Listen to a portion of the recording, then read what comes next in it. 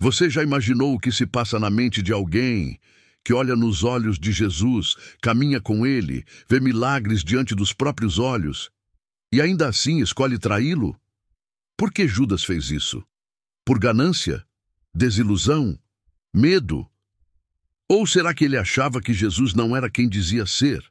Mas a pergunta mais dolorosa não é essa. A pergunta é: como se carrega a culpa de vender o próprio Filho de Deus? Judas não suportou. Ele tentou devolver as moedas. Ele se arrependeu. Mas talvez a maior dor dele não tenha sido a traição, e sim o arrependimento que veio depois que já era tarde demais. E se eu te dissesse que muita gente hoje vive o mesmo ciclo, trocando Jesus por dinheiro, status, prazer, orgulho, dizendo sim ao mundo e não à cruz, dia após dia?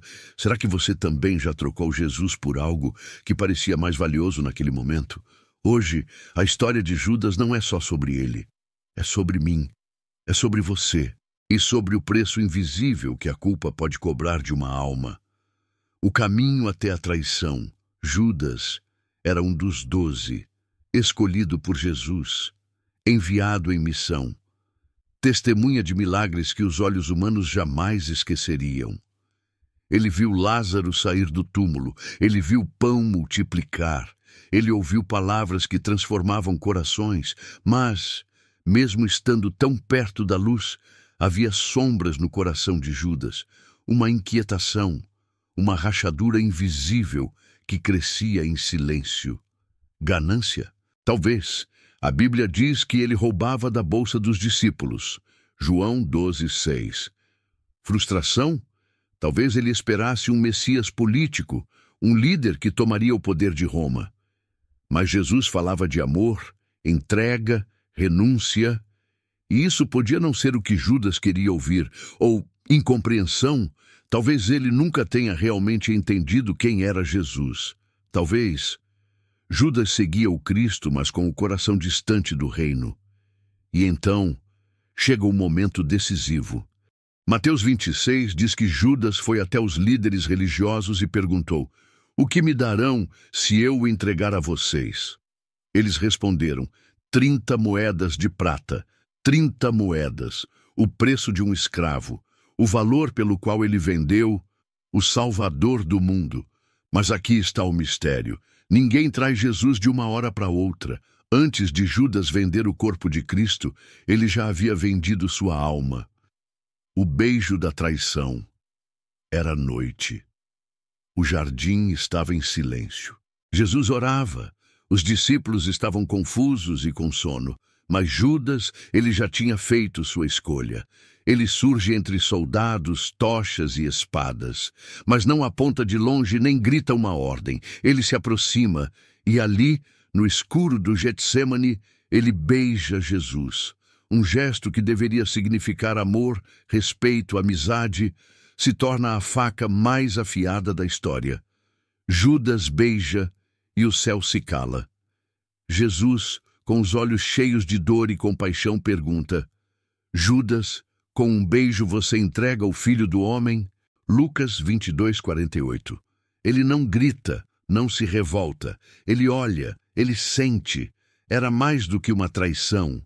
Era a revelação de um coração que já havia se afastado há muito tempo. O beijo de Judas é a prova de que nem todo gesto de carinho vem de um coração puro.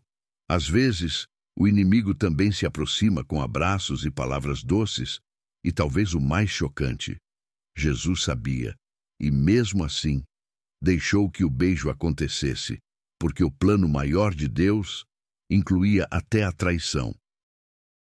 O peso insuportável da culpa. Depois do beijo, Jesus é preso. O plano se cumpre. As autoridades o arrastam como um criminoso, e Judas sente o peso do que fez.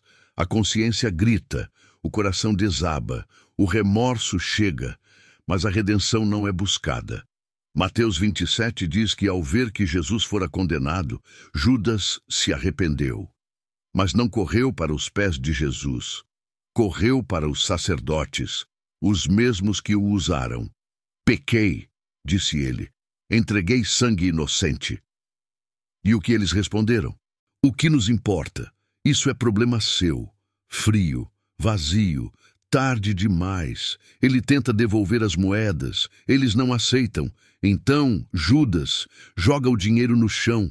30 moedas sujas de culpa. 30 moedas que agora não compram mais nada, a não ser o silêncio de um fim trágico. E então ele se afasta, sozinho, sem perdão, sem paz, e tira a própria vida. A culpa não confessada se transforma em prisão, uma cela invisível onde o coração apodrece. E o inimigo sussurra: não tem mais jeito para você. Mas tem um detalhe que dói ainda mais. Judas esteve tão perto do perdão e escolheu o fim. Jesus ainda estava vivo quando ele se arrependeu. Mas ele não voltou, ele não pediu, ele não chorou nos pés do mestre, ele escolheu calar-se para sempre. Pedro também traiu, negou Jesus 3 vezes, disse que nem o conhecia, mas quando o galo cantou, ele chorou e voltou. Judas também traiu, mas mesmo arrependido, não voltou. Você percebe? O problema não foi a traição em si, foi não correr até Jesus depois do erro. Essa é a linha tênue entre redenção e condenação. Grave isso. A culpa só vira condenação quando você decide não se voltar para Deus. Porque Deus perdoa, mas você precisa querer ser perdoado. Precisa entregar, confessar, voltar. Talvez hoje você esteja como Judas, com o peso da culpa, do arrependimento, da vergonha. Talvez esteja pensando: já é tarde demais para mim. Mas eu te pergunto, o que está pesando aí dentro? Será que ainda dá tempo de se levantar?